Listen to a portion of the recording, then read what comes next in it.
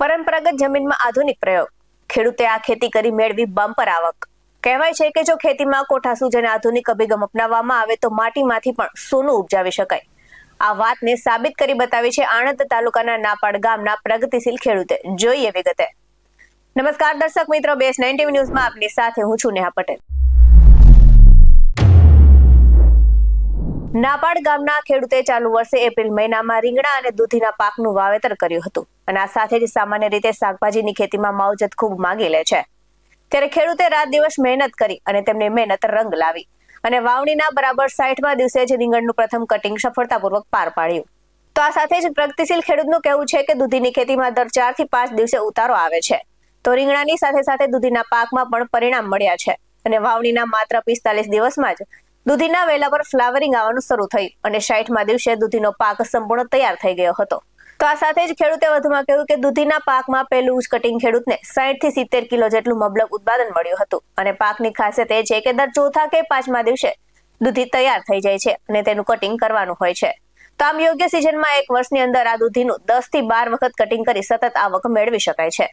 ત્યારે આ સાથે જ ખેડૂતે ખર્ચની વાત કરતા કહ્યું કે ખર્ચની દ્રષ્ટિએ આ ખેતી અન્ય પાકો કરતા ખૂબ જ સારી સાબિત થાય છે. તો ખેડૂતના જણાવ્યા મુજબ એક વીઘા દીઠ માત્ર 1500 થી 2000 જેટલો નજીવો ખર્ચ થાય છે અને જો વાતાવરણ અનુકૂળ હોય તો ઉત્પાદન હજી વધારે થાય છે. તો આ સાથે જ હાલ બજારમાં શાકભાજીના ખાસ કરીને તાજી દૂધી અને રીંગણના વધુ સારા ભાવો મળી રહ્યા છે. તો આ ખેડૂતના સફળ પ્રયોગે આસપાસના અન્ય ખેડૂતો માટે પણ ચાલુ સિઝનમાં પરંપરાગત ખેતી છોડી શાકભાજીની જેવી રોકડિયા પાકની ખેતી કરવા તરફ પ્રેરણારૂપ બન્યા છે. આ સાથે જ ખેડૂત શું કહી રહ્યા છે સાંભળીએ.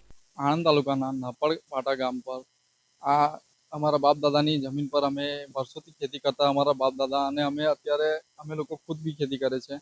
દર વર્ષની જેમ અમે તમાકુ ને બાજરી ને ડાંગર કરતા આ વર્ષે પણ અમે તમાકુ બાદ દૂધી અને રીંગણીનું પ્રથમવાર આ વાવેતર કર્યું છે. એમાં જો કે ખર્ચો બહુ આવતો નથી, 1500 થી 2000 રૂપિયા આવે છે. એમાં અમે એપ્રિલમાં રોપી લઈએ અમે આ દૂધી ને રીંગણી. એમાં અત્યારે ફૂલ ઉતારો છે અને ખૂબ સારો પાક થયો છે. એમાં ઓર્ગેનિક ખાતર જ વાપરેલું છે, અમે કોઈ જાતનું સલ્ફેટ કે એ કંઈ વાપરેલું નથી. એના બાદ અમે આ જે માલ વેચીએ છીએ એના અમને સારું વળતર મળે છે, એને ખુશી વ્યક્ત કરે છે. આમાં બહુ ખર્ચો લાગુ પડતો નથી. કોઈ બી ખેડૂતને કર્યું હોય તો આ કરી શકે છે. એપ્રિલ મહિનામાં એની રોપણી કરવી પડે.